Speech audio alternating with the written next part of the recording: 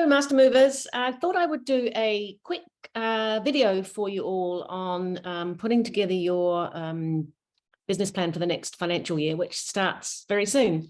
I've tasked all of you, and this is going out to the whole community, and I've run 2 workshops with the different groups over the last couple of weeks, and I've tasked all of you to look at your core drivers for the next financial year. And I've given you some instructions on it, but I thought it might be useful to run through this video, which is really just to show you the planning day that I would run if I was going to be doing this with you. So I'll share my screen and just take you through the agenda. Hopefully you can all see that. So this would typically, I would do a sort of 4-hour session. And prior to this, we would have done the stuff that you've done as a group with the looking at the horizons and the moves and what are you trying to achieve and where are we trying to take the business, where's the destination, and putting those sort of bigger milestones down for the tracks on the train. And so we bring it back to you. This is all about execution and what you need to be doing in the next 12 months to make that train go in the right direction and go faster. Yeah, this is what I would do. I would run through this agenda with you. So we'll start with financials, and obviously you need to know what your projections and your budgets and targets are for the next financial year. By now, hopefully you'll be working with your financial peeps and you will have some good projections on what sort of financial targets you are looking at for your sales, your revenues, your gross profits and your net profit. And these strategies really need to tie into those projections. And you may come up with some expenses and some costs that through these strategies that need to go into the budget as well. So firstly, we look at your product. What is it that you take to market? Your service, your product, your offerings, and what needs to be improved? What needs to happen with that this year? And so ideally, you would come to this session, this planning session, with a SWOT done on each product, each service. And whether this is you together with your team, or you can task your team to do some of it and bring it to the meetings.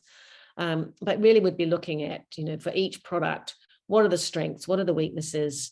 What's working? What's not working? What are clients loving? What are clients not loving? What's really is working really well in terms of delivering it, and what's actually not working so well in terms of delivering it? What are the opportunities for improvement? And what are the threats to making improvements, or the threats of not making improvements? What's going on in the marketplace that your competitors are doing that you might need to be aware of, etc. So really this is about going in, doing a deep dive in on what it is that you actually deliver, and going for some of those felt truths, those real truths versus felt truths that we've talked about in both groups, as well as what is it that you can't see perhaps that in terms of how good your delivery and product really is. You're going into what you can do to improve. So we go through this, and are there any new products that you're looking at delivering, and what are the goals, what are the action, who's going to do what, and what expenses are attached to any strategies that you're going to employ here. We'll move into sales and marketing. Again, if you've got marketing people in your team, whether they are internal or external agencies or contractors, or an internal marketing person, we really want to be reviewing the activities and effectiveness of what we've done in the last year. You do need to look in the rearview mirror a bit before you put your foot on the accelerator with sales and marketing. That goes right across, across the core disciplines of marketing. What are we doing for lead generation, brand awareness? How are we converting leads? Do we have the right messages in place, the right brand positioning in place?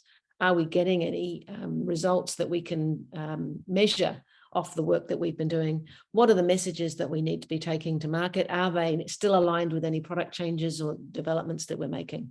And again, you put the goals and the actions and the expenses. We want to know what we're going to be investing in sales and marketing this year. We move on to team. Again, we've got to look in the rearview mirror first, and which is really reviewing the organizational chart first, which is, or the structure, if you like, or the organizational design is, how have we been set up in the last year? Who's doing what? And how effective is this? Is this our most effective structure? And we do a SWOT on the team, what are the strengths or weaknesses of the way we've got things set up? And also on, have we got the right people in the right jobs doing the right thing? We also do, we look at not just the people, but the culture, not just the structure, but the people, the culture, the values, the attitude, the rituals. What are we doing really well? What could we be doing better? What are the strategies we want to employ to get the best out of our team this year? And is there any investment we need to make in training? Or do we need to bring on new people? Have we got some problems where we might head into overload? Or have we got some problems where we're not bringing in enough sales that we need to consider restructuring how we're doing things? So it's a real deep dive into what is our strategy around people and performance this year. And again, any expenses that might be attached to that. Then we go into operations, which is really how you do things. This is all about productivity and efficiency and cost effectiveness. How are you actually delivering your products and services to your clients? And where are the rooms for improvement? And often there's some real gains to be made in here, which aren't the sexy product development and sales and marketing, but really going into what are the problem areas and what are the opportunities to improve. Again, if you've got someone in your organization that is responsible for a big part of how things are delivered, like an operations manager or a general manager, or someone internally that's really responsible for driving the efficiencies and effectiveness of the internal workings of the business, then really we want to identify, want them to come with their problem areas and what opportunities they see to improve. And we really are going to create what do we need to improve, and create that list for the future. We won't be able to do everything probably in 1 year, but what are our goals and actions and expenses of what can we actually do to make the boat or the train go faster this year? So we go through all of those, and then we go back to, at the end, we go back to the budgets, and really you would be taking some of these strategies and actions to your financial peeps and actually making sure that your forecasts and budgets are lining up with the ideas that you've got and what you want to implement, and that we actually are putting the expenses and that these things are going to cost and the investments in the right place. From here, having done this, I would typically then go to the core drivers and go, out of all of this, you'll start to see some key things that are really important, and those are the core drivers. So those go into your core drivers document, if you like. And it really doesn't need to be more than 2 or 3 pages long.